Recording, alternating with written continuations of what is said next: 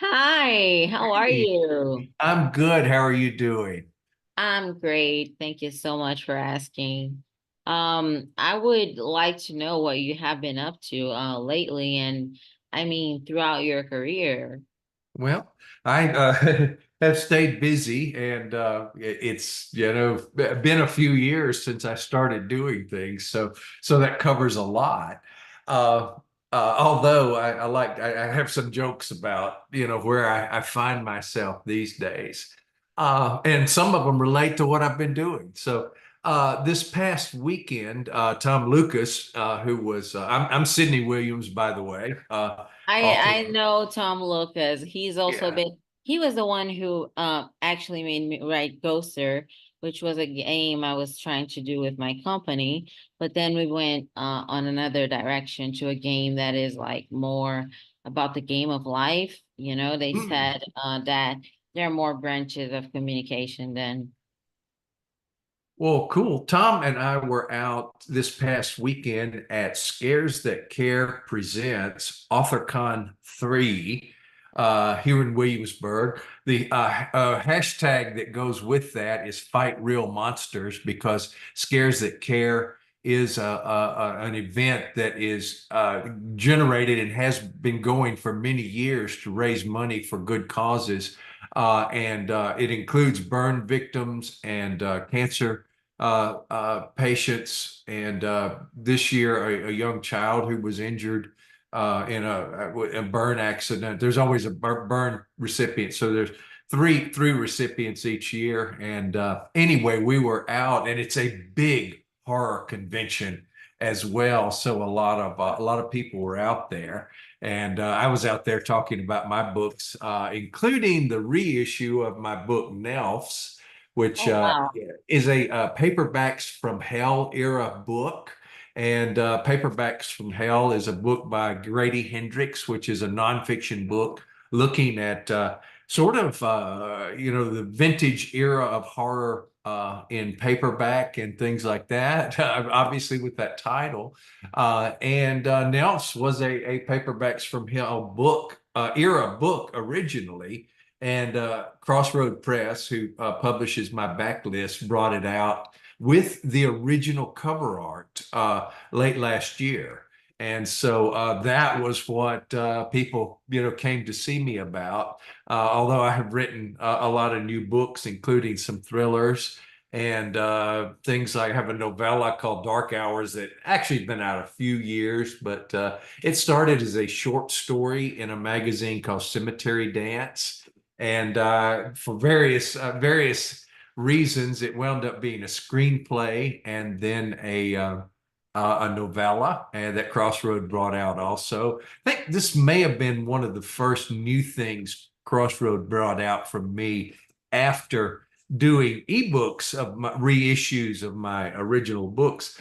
I started publishing about 1989, and with a book called Azarias, and had a pretty good run back in the day of the horror heyday, the horror boom, and wrote about five novels and under my own name, and then I wrote three young adults under the name Michael August. And wrote comics and things during that, and there was a horror bust, and so I wrote short stories and different things in the interim. But I also went into the corporate world for a while and worked at that, and did not love that. But anyway, I have done a lot of writing through the years, and I have stayed busy. I tried to stay busy and at the keyboard, and I'm writing new stuff now. Writing a series of detective thrillers about a character called Cy Reardon. And so far, he has starred in a book called Fool's Run and a book called Long Waltz. I will stress, because we're going to be talking about a script some as we go forward here, that I've written screenplays. I'm not a film writer. We've come close on some things in the film world, and I understand the mechanics of screenwriting. So there are some technical details that I will throw out as I have learned them from different processes. And anyway, people that have really worked, hard and fast with their sleeves rolled up in the film industry, have been in trenches I have not been in. I have had books optioned, and films almost get made. We can talk about that if we get there. And I've worked on screenplays with a screenwriting partner. I am screenwriter. The Dark Hours grew out of a screenplay that came out of a relationship because of a film option. So the writing world is interesting. You never know what is going to happen. You can control some things you can't. And some things, but I like to say there's a saying, and I forget who originally said it, but my variation on it is opportunity comes to those who are on the dance floor. So if you've written books, sometimes people find them and ask you if they can make them into movies and things like that. And so anyway, I've talked a lot, and that's the quick thumbnail. And I teach some too. So. Yeah, that's exactly what I was going to talk to you, but then like I saw your cat going outside the door, and I would like to ask like about your love for cats. This is like a little bit random, but it's cute. Well, I had my first cat was a cat that just came up to our house when I was a kid, and we had a dog at the time, but the cat who was a coal black cat with green eyes, and some people would be scared by black cats showing up at the house, I guess, and I don't know if that was an omen, but anyway, had a black cat, and she played with my no, he was a male. He would play with my fox terrier dog, and they would wrestle in the yard and everything. And then when the cat got tired, it would climb a tree. So that was my first cat. And then we had dogs for many years, and so I did not consider myself a cat person until I married a cat person. And then we adopted a couple of kittens, and I just fell in love with them, and we have been cat people, and I've been a cat person ever since. And our peak cat was four cats at one time, two that we had adopted, and two that showed up on our doorstep with their little cup in their hands asking for handouts or whatever. And and those lived out their lives with us. And then a couple of years ago, right, while the pandemic was going on, we adopted Zoe from the Humane Society. I live in Williamsburg, Virginia, and so from the Humane Society in Williamsburg, Virginia. And she has, established her territory and her command over us. Oh, I was thinking that we have here a few coincidences because like I'm with a cat person as well. And he and I had played with like he had this getaway house when we were kids, and I would play with his black cat. I even have like a Oh, picture of me doing that. And later on he's like, okay, I'm okay with dogs, but like his heart is in cats, you know. And the other coincidence I was going to talk about is that you mentioned Crossroads, and the name of our game is Earth's Crossroads. interesting. Yeah. It is, I say Crossroads sometimes, it is Crossroad Press, but, and it is the brainchild of David Niall Wilson, who is also a novelist. And so, Crossroad actually has the backlists of many horror writers these days. They have, I think they have the ebook edition of Books of Blood by Clive Barker even, and Jack Ketchum, some of Jack Ketchum's backlist, and just many, and some one-offs by different authors, even people who are published by different presses. They have their older books and things, and it's a great press because it helps keep older work in print. And Yeah. I It's guess I good. am a hybrid writer nowadays, or I am a formerly traditional writer who is now published by Crossroad, whatever. No, you will always be a writer because like there's no ending in writing. Like sometimes you just get an epiphany and you go like, oh my God, I'm gonna write everything, you know. But I would also want to ask you about your teaching experience because you were my teacher at Full Sail. So I do know for a fact that you have experience with teaching. And I think that's really cool for people to know that beyond all the work you did and especially that Canva behind you, which is really interesting. Like I want to know it all, like about the Canva and the teaching experience. We see me next to it. That these days, well, I mean, I've gone to conventions for many years, but I was mentioning, Scares That Care, um, and for any convention these days, yeah, I used to go and be on, and I'll be on one in Richmond in a couple of, well, the 26th, where I will be doing just panels. But most days now you have a table, either in an artist alley or dealer's room or whatever, and you need your banner. You need your banner behind you, and so that was created actually for one time. Another time when Tom and I were doing a show in Orlando called MegaCon, and so this debuted at MegaCon, and it's cool. Caricature. You always have to figure out which Yeah, way to it's lean and wonderful. And he's in lean a in. typewriter, right? But is it Yeah. I'm at futuristically? a typewriter, and there's a, if you can't see it, it's getting cut off here, but there's spooky candle and some cobwebs and things like that. And at the top, Oh, it has my website, city'salive.com, and horror, mystery, and suspense. So anyway, one of those things. I used to go, back in the day, you would go to a con and you had to hope that a dealer had some of your books in the dealer's room. Now, you usually have copies of your own and you take them to the to conventions, and so or somebody brings them for you.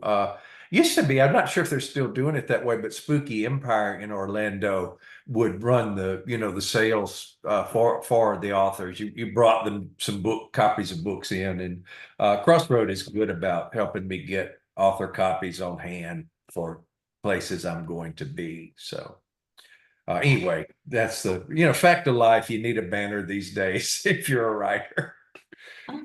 yeah. Um, I guess I should talk to Tom Lucas then because he was a campus teacher for me, so he'll definitely Yeah. be connected, because you mentioned him and I remember everything he taught and he's an excellent teacher. Yeah, So he's a very good teacher. And I guess, do you want me to talk about how I became a teacher? yes, I Yeah. do. I'm still Okay. Um, I never know quite where the good spot to look is in Zoom or anything. I'm trying to look right there. I I was I've mentioned I sort of left. I didn't. I mean, well, I left Louisiana. I was working in the corporate world. I was working for a hospital system in East Texas, writing for writing corporate communications, and I was the content webmaster. I did a lot of the, I gathered the materials that needed to be posted on the web for it was a 14 hospital system in East Texas. And I did not love that. A lot of times, writing is writing, but I did not love that. But I spent some time doing that, and I was actually out in Portland at a event called Wordstock, or I was just hanging out in Portland, and it happened to go to an event called Wordstock, and out there was a booth for Goddard College. And Goddard College, sadly, the closing of Goddard has just been announced. As many schools are closing these days, but Goddard was the pioneer of the low residency MFA. And that was where you go to a campus for a while, and you interact with fellow students and with instructors, and then you go back and write.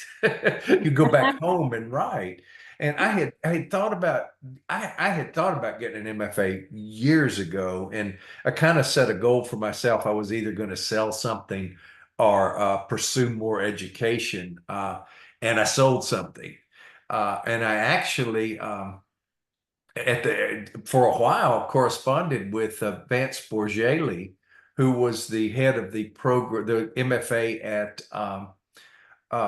Louisiana State University, and it was a little bit more literary back in the day, and I was already then a little bit more genre, and so I wasn't sure if it was going to be a good fit. And ultimately, I sold my first novel, Azarias, and so I kind of set out on my writing path instead of getting an MFA. But I always wanted to earn that, for the satisfaction of it and the edification of it or whatever. So it was at Wordstock, and I discovered a booth for Goddard College, and they told me, "Will you come, for a while, and then you go back and write?" And so I go, "Okay, I'll do that." And so I signed up for it, and you had to, submit writing samples, and I, cleared the hurdles, and spent, a couple of really wonderful years in the Goddard program. I went to the campus that was then at Port Townsend, Washington.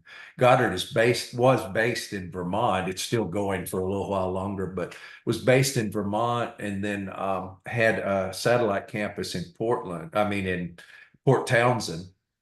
And so I went a couple of years there and earned my MFA, thinking that what I was going to do was write literary short stories and Oh. just I was going to not put any pressure on myself commercially or anything, but write, just sit back and write literary short stories, and maybe teach in a program when I was ready to retire or whatever. And I mentioned, so I earned the degree, have an MFA. MFA is terminal degree. So, theoretically, there's nothing higher, although all of my friends have PhDs, or a lot of my friends do. But MFA is considered the highest degree in creative writing. And so I, sitting back doing corporate work with my MFA in my back pocket. And Roland Mann, who I had worked, you probably had Roland as a teacher as well. Yes, I have him on Facebook too. Yeah, yeah, yeah, yeah. Well, Roland and I had worked together in the comics world, and we actually met at a convention. Speaking of, opportunity comes to those on the dance floor. Roland was at a convention to promote his comics, and I was at a convention to promote my novels. And we, started talking, and I wound up. He goes, would you like to write some comics? I go, yeah. So I wrote some comics with Roland. Roland was a comics writer already then, but he was also running a company. At that time, his company was kind of packaging comics for other publishers. And so I wound up writing things for Malibu Graphics and Caliber. Caliber is most famous for publishing The Crow, which, there's a new Crow film coming out, but The Crow really started out first with Caliber. I think it moved to another imprint, but wound up writing some comics. And so anyway, Roland discovered, an opportunity at Full Sail, and he contacted me. And my wife is kind of choosy about where she wants to live. And so, Roland had told me about Full Sail. I go, oh, wow, but it's in Orlando. I don't know that Christine's going to want to move to Orlando. And look at the website. And of course, Full Sail started as a sound school. And so they had, at the time, they had a picture of from the Captain America, the first Captain America film on their homepage, because somebody from Full Sail had done the sound editing on Captain America, or had a finger in Captain America. And So, I go, wow, this looks really cool. But Christine's never going to want to go to Orlando. It was a Saturday afternoon. And so I think I was sitting and looking kind of dejected, and my wife goes, what's on your mind? Well, Roland got a job at this school. And, uh, well, it's in Orlando, and they need a horror teacher. They need a horror mystery and suspense teacher, but you probably don't want to move to Orlando. She goes, well, maybe. And I was telling a That's friend a of little mine later. good. Yeah, yeah, yeah. I was telling a friend of mine about it. I'm going, I didn't think Christine would want to go there, but now we're talking about it. He goes, you're going, I want to work at the Captain America school. And you're afraid she's going to say no. But anyway, long story short, I've drawn that out. But long story short, I started talking to the program director, Noelani Cornell, and we started talking, and they needed a horror writer and a horror mystery and suspense teacher. I had written some suspense short stories and some mystery short stories as well, so I had you know credits in all of the right areas there. So I wound up moving to Orlando and worked there for about 7 years. And my wife took a job at William and Mary. She recently left that position, but we have really liked Williamsburg. But I teach now at Southern New Hampshire University in their online MFA program because you can do that from anywhere as long as you're in the continental United States. And so have to be that you can't like foot out of the country and log in because there are problems with that. So anyway, as long as you're in continental United States, you can teach there. And so that's what I do now, and it is a joy as well. And Oh, that's great. I was talking to the writer of Night at the Museum and a few others of Finding Nemo and stuff like that. If I'm not mistaken. But I just connected with him on LinkedIn because I wanted to talk to someone who was successful in the movie industry. And he was so nice to me that, like he said, you can get my email and write like everything you want to know there and I will answer each question. So I have like a huge email and I have his answers. But what I mostly felt regarding scripts was that, but that was in the 90s, so I don't know if it's still the same thing. But he said that for you to get out there with your work, you gotta submit to the places that you want to work in uh a sample script, like not I want to say a half finished script. I'm saying like just a sample of what you can do as a writer, and for example if they're doing the Big Bang Theory show, then you write an episode and send in stuff like that, yeah, or if yeah. you know somebody, you send straight to somebody, or if you have an agent, you can talk to multiple people. So, but in his case, he just had to work and he showed it and he got hired. He worked at Disney and a lot of places. So I want to know, like, what's your opinion on this? Like, how to get known in the industry, even if it's not through scripts, but through something you know about. Well, in film, and again, I'll stress I have written some screenplays, and we've done some dances with agents and filmmakers too, producers, and I can tell I can tell all those stories, but I mean, but yeah, you need a good crisp writing sample. He can speak to whether it needs to be a full script, but I think probably a good well, now if you're writing for a show you want to find a couple of as many as you can find of their scripts and write to the format they use. And there's some pretty stringent formats, but each show will have some of its own specifics too. So find legitimate scripts from those publications and I do sample work. There are screenwriters that began simply by writing, a good spec script and sending it to many agents. And there are ways you can find listings of agents who will look at work. They, really just shotgunned sample scripts out and found somebody that clicked, and one thing led to another. Contests are certainly another way too. They have reached a point where a lot of times you will see that we want a script that's gone through a couple of rounds. Of course, if it wins a contest, that's really helpful, but they want to see things that have cleared more than the first round of cuts, because a lot of times contests will go through a couple of cuts.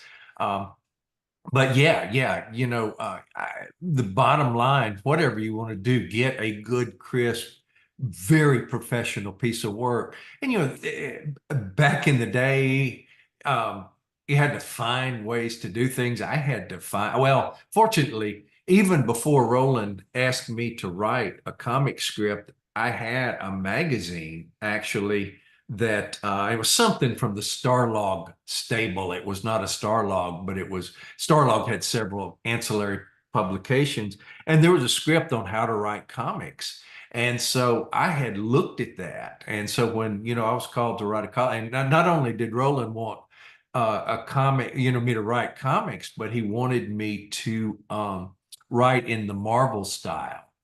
There are two distinct styles and more forms now, but back in the day, and part of it was to accommodate the speed with which they were trying to turn things out. But DC style was almost like a screenplay, and you had scene description, panel breakdown, what happens in this panel, what happens, the description for the artist, and then dialogue and captions all in one document. And Marvel style was here's what happens. And then the artist would go draw that, and the artist usually would make the decisions about panels and everything. And then the drawn work, the rough drawings, they'd be in big black and white. Ah, gosh, I got some, but I don't think I have any around here. But they would, the panels would come back, and then the writer would do the dialogue. And what that did was it's almost like Stan Lee going, Jack, okay, Captain America's going to fight the Scorpion. Oh, so, he meets him, and there's some problems, a little bit more fleshed out than that. But it let them work really quick. And so Roland said, write Marvel style. And I knew how to do it because I had read about it enough, and I had studied it. And writing on typewriters in those days. My novels were written, my first novels were written on Commodore 64, but my wife and I were just dating at that point. And so I could take my typewriter over, and sit at her kitchen table, her in her apartment, her table, period. It wasn't a kitchen table. It was just, the table in the dining area. But I could take my electric Smith Corona typewriter over, and I would write, and the good thing about, Marvel styles, it breaks the work up. So I would write, the page breakdowns and send those off. And then, I would get pages back. Now it was the photocopies by that point. It wasn't the big, actual art pages. And I'd write the dialogue, and again, broke the work up, and gives you a second shot at the creative on that.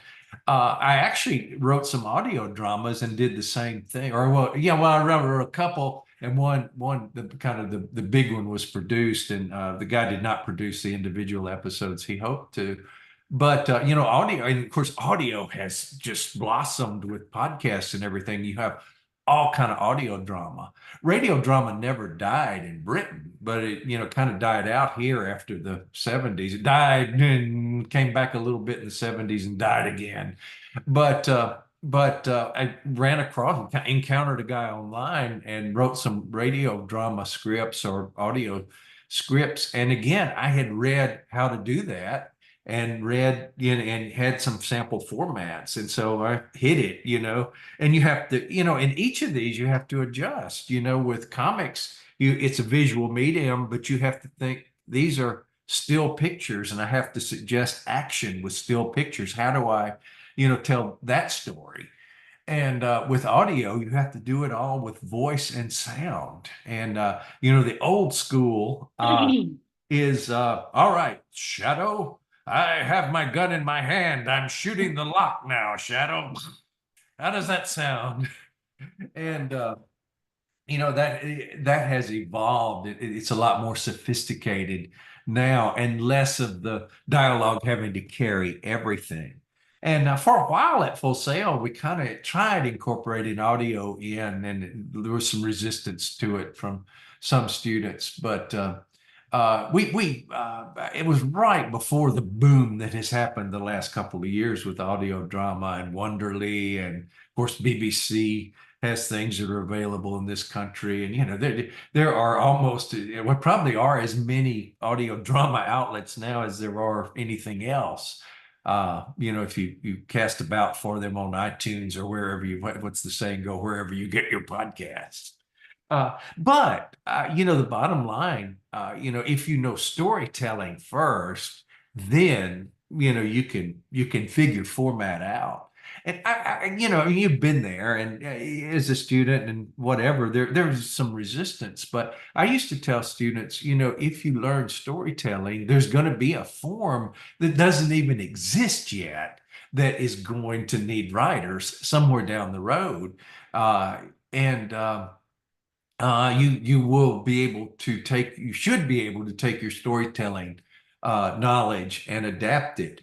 For a while, YouTube, had a limit on how long a video you could upload, and it was, a few minutes.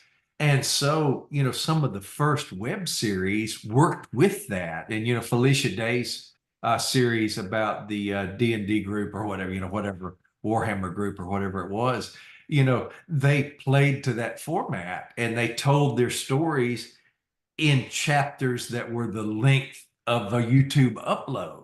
And they had to, she had to sit back and think, how can I tell a story this way in these segments and everything. And of course, a lot of it was they were online gamers. And so a lot of the, stories were told just like we're doing here, with Yeah. their, cam and dialogue discussions or whatever, although it branched out from that.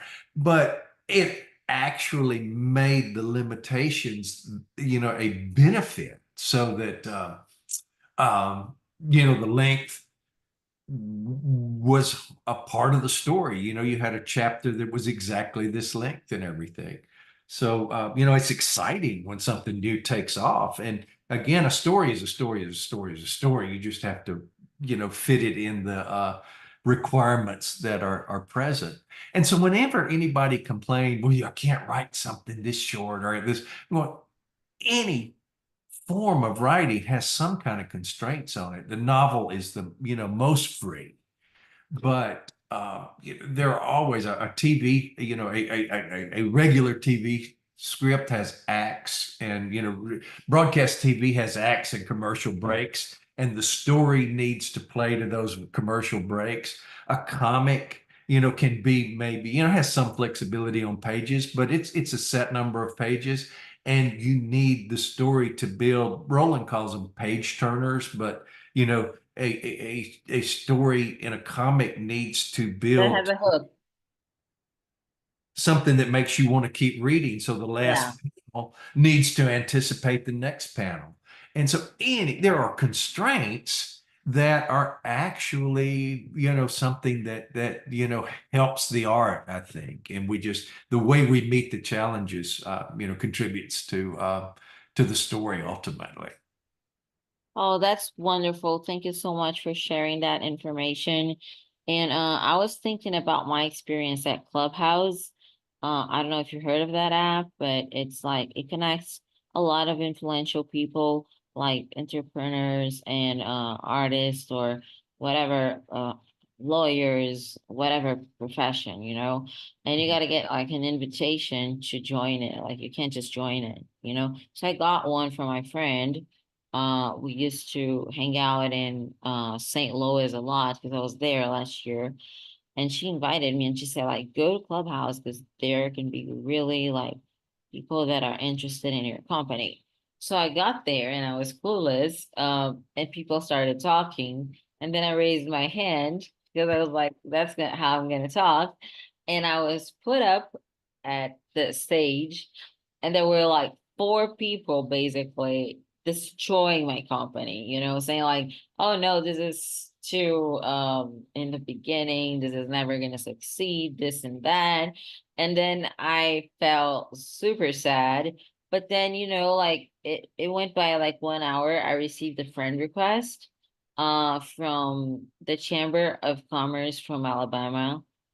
He was there in a meeting. His name's Victor.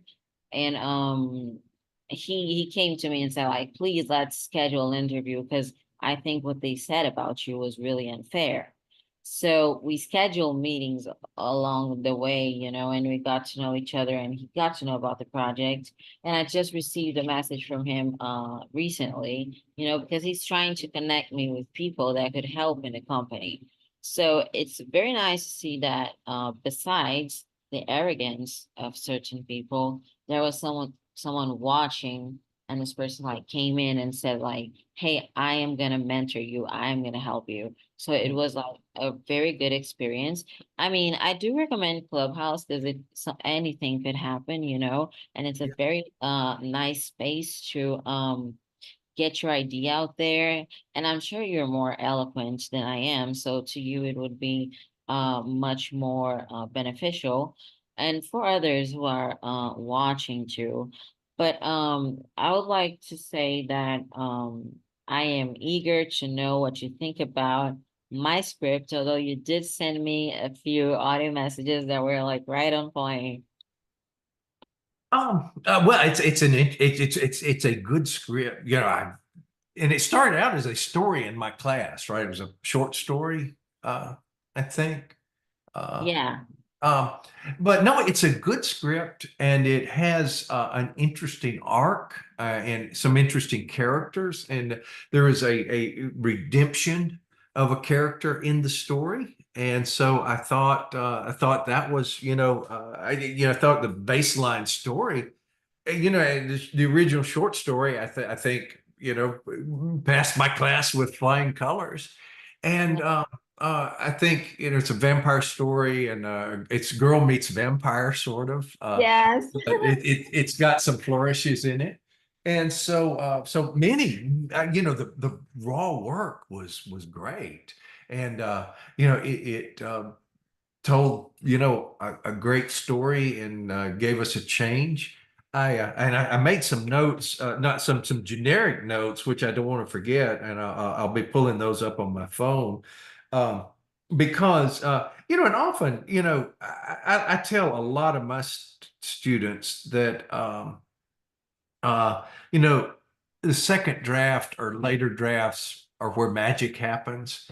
And Terry Pratchett used to say the first draft is you telling yourself the story, and then you figure everything out. And then once you know that, then you can go back and make sure the beats hit at the plot movements hit at the right point, and you can polish theme, and you really know what it's about by the second draft.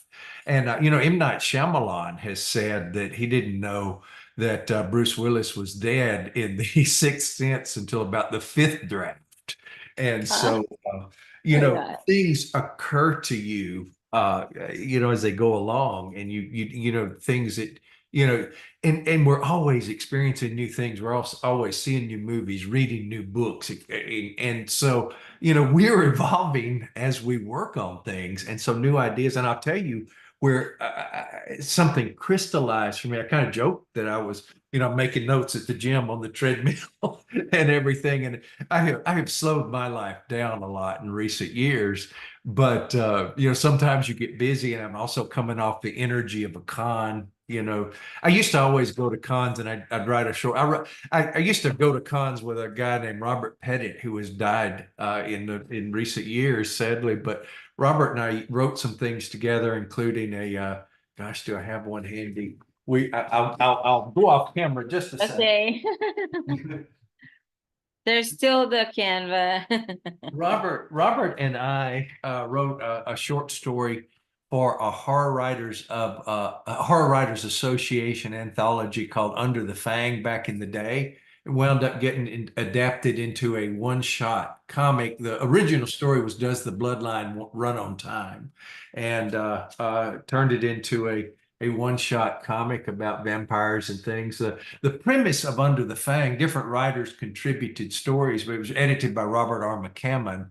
And the premise was that there was a world ruled by vampires and there were human resistance fighters. So those are our resistance fighters in our story. And the cover, the lettering's kind of, there it is, the covering the villain named Ungvari, but the vampire villain there. But our heroes have to raid a train carrying human victim, underground train.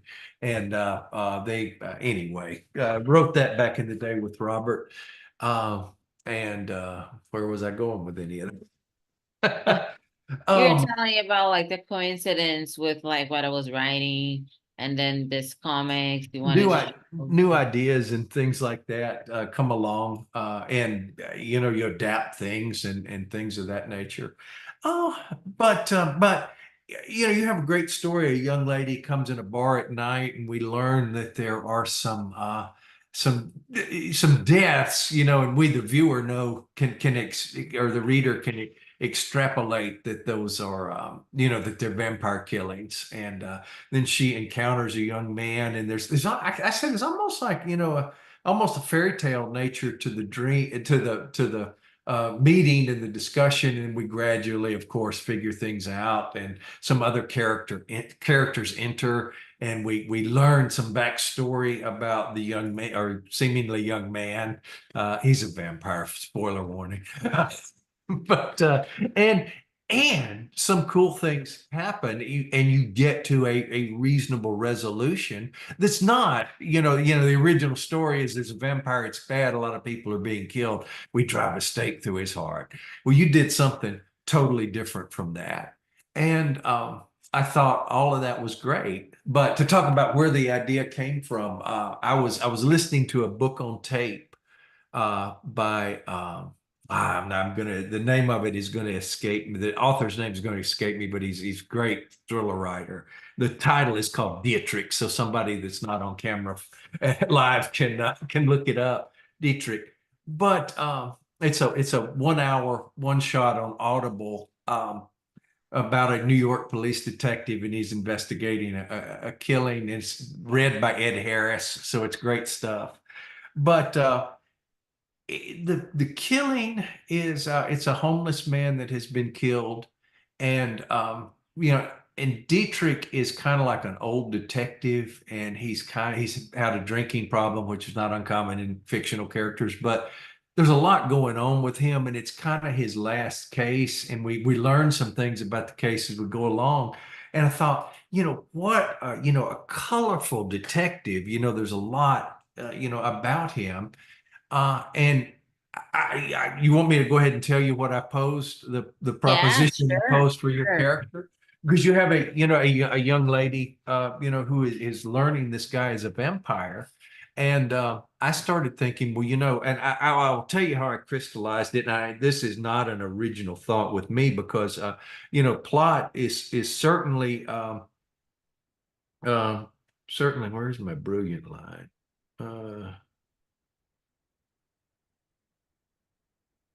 There it is. Um, Certainly plot is important. What happens is important, but who it happens to and how they change, of course, any writer is going to know, we're going to hear, in any writing program, you're going to hear that a character needs to change. Well, I started thinking, and maybe, there's more that could be done with the character to tie her to this central story. And so my brilliant thought while I was looking around Barnes and Noble earlier today was, who it's about is as important or more important than what it's about. And certainly the way that the main character relates to the story. If it is important that this character is who this is happening to. Um, that makes for a richer story, and it's something we respond to better as readers or viewers or whatever. And so I started thinking, well, what if she is not just a young lady that falls in love, but what if she's got some backstory that makes her the right one to encounter this vampire who is trying not to be a vampire, trying not to kill. And I knew I was a reporter once upon a time as well. Him, that's a whole other tributary of my life we could go into. But I was a reporter, and along the way, I knew I don't know if she was a novice. I don't know all the terminology, but she was preparing to be a nun, and we called her sister at the time. Everybody, called her sister that knew her. But I interviewed her one time. We talked about things, and there is a certain point that you sort of live the life, but there is a point for final vows, and you kind of live an experience and decide, if the path is right for you before you take final vows. And so, Oh, a nun can decide, still want to be, a church person or, a godly person or however you want to put it, but I'm not gonna take vows and enter holy orders. And so I started thinking, well, what if this young woman, and you have a character that comes in and helps redeem the vampire in the original script, but I started thinking, with a script, and anybody you talk to in any Hollywood deal is going to tell you, money is a factor, and so if you can eliminate a character, that's an actor you don't have to hire. And I started thinking, well, what if somehow, she is not just a girl who falls in love or a young lady who falls in love with a vampire? What if she was going to be a nun, but she, discovered it was not right for her? And that's a tough decision to make. And so she has given up what she thought she was going to devote her life to, but and she still wants to be a good person and do good things, but she just this is doesn't a good want. idea because they could both achieve redemption at the same time in the end. Yeah, yeah. And so I thought, what if she has failed, quote unquote failed, or, given up something she thought she was going to do. And here she is presented with a chance to redeem someone. And, we've got his redemption, her, like you're saying, both of these characters have a redemption experience. And so when that becomes who it's about, I mean, you see it gets more textured, and there's more opportunity there. So I thought, and again, that clicked with me, having read the story years ago and had read the script last week, when we were first talking about doing this. And I thought, I got to tell Deborah this. you know You totally should. It was wonderful. and you can think about that. Right now it's a short script, but you have these two strong characters, and the vampire, of course, has been alive for many, many, many years, and if you wanted to expand this into a feature script, I think it could happen. And often, the thing that makes a script stand out, like any, of the old,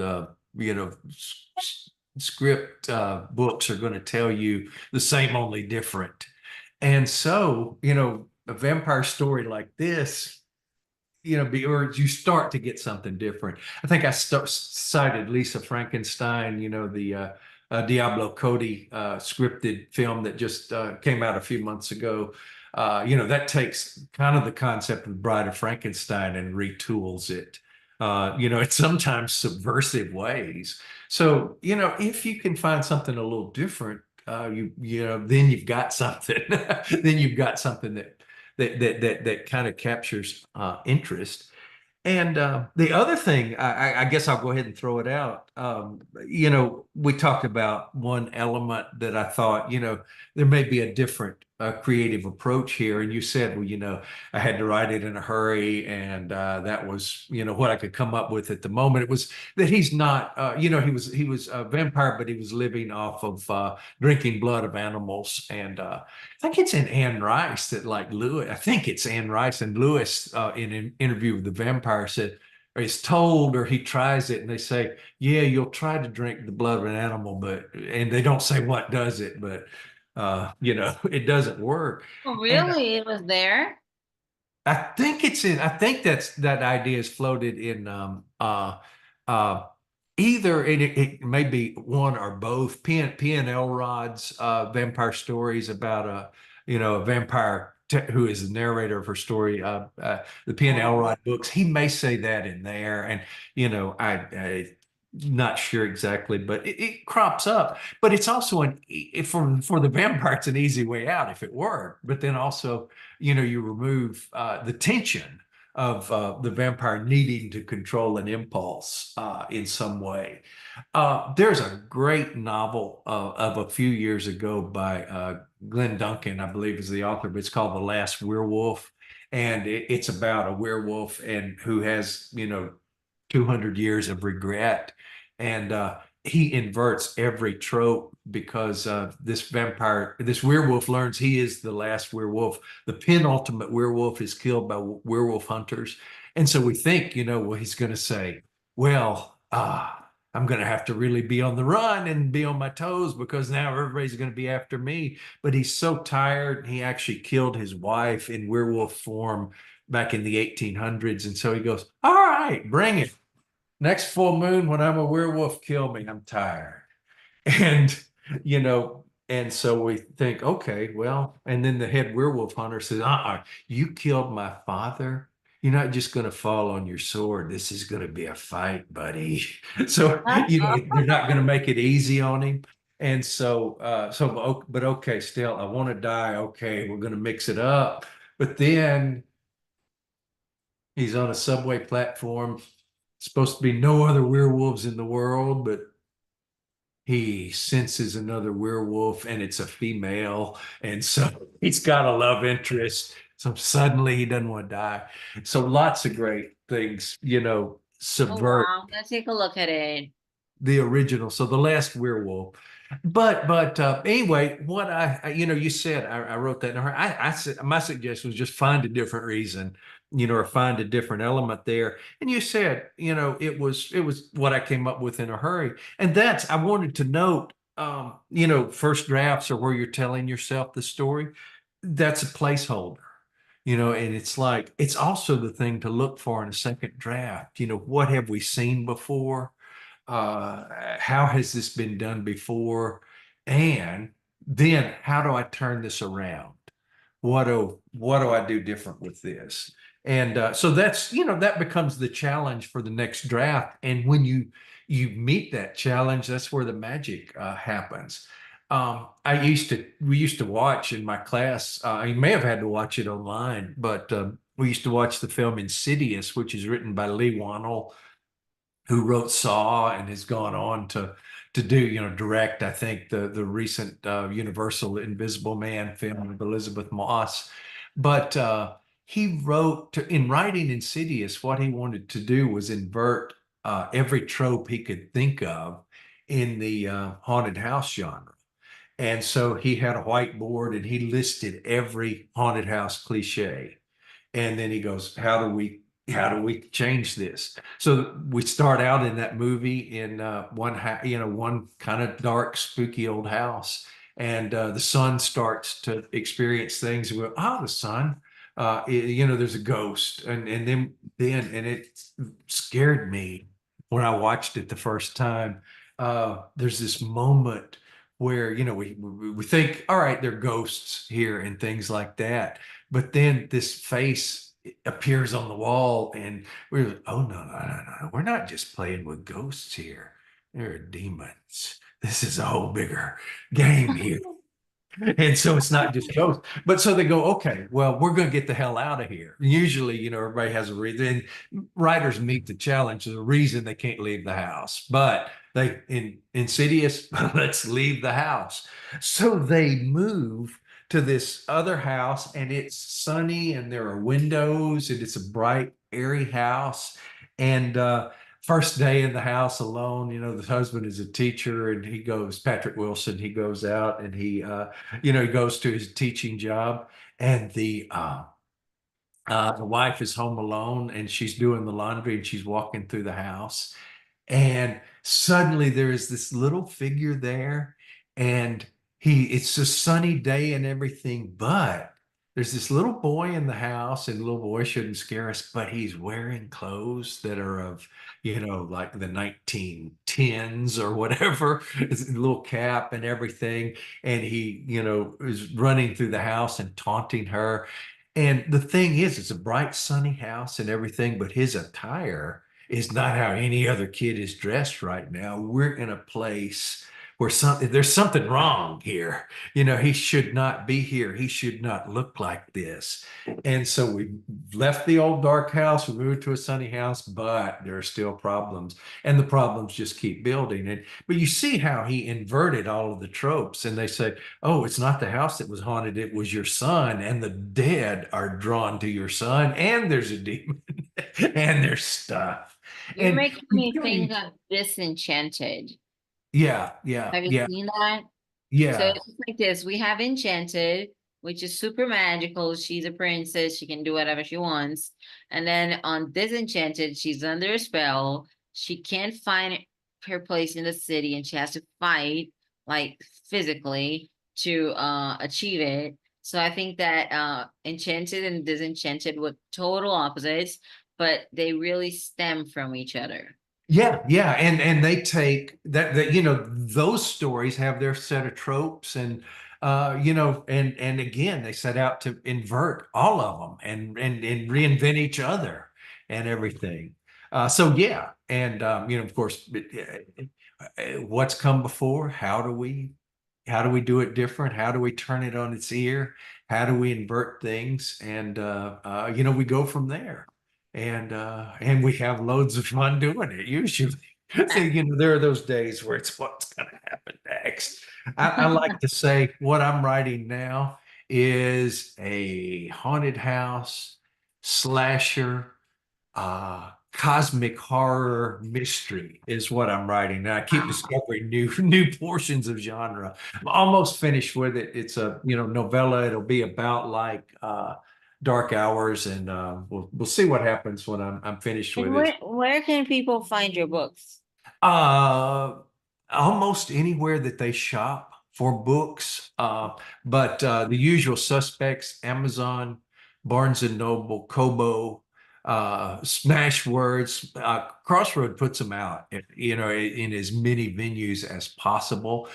Some of my older ones are ebook only, but and you can go to my website, sidisalive.com, and Oh, there are I can tell you why that's called sidisalive.com, but sidisalive.com, and there are links there to the different platforms, and I try to make sure that they're, up to date.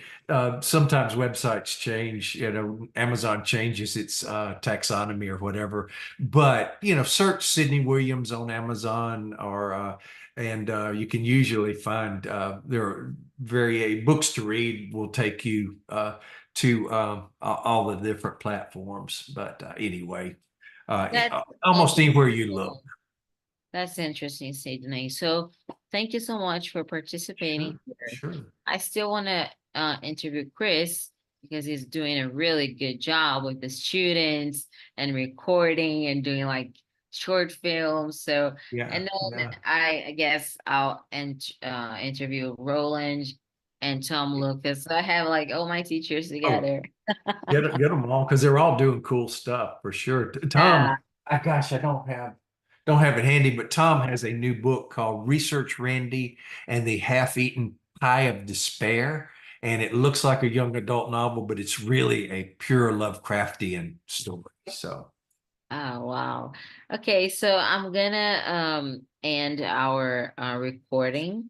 But I just want to thank you so much for taking your time and Sure, being like so talkative and so engaged in the conversation. It was sure. wonderful having you, and I hope we can do more of these in the future. Sure, I have loved it. So we definitely will do that. And remember remember Nelfs because it was what everybody wanted this past weekend. I like to say right now I seem to be living at the intersect at the corner of Nelfs and Who Are You Again. But Oh, anyway, uh, okay. I'll be sure to look out for it on Amazon or on your website. sure. Okay. Okay, so thank you. Have a lovely afternoon, You evening. too. And take care. But you do the same. Okay, thank you. Bye bye. Bye.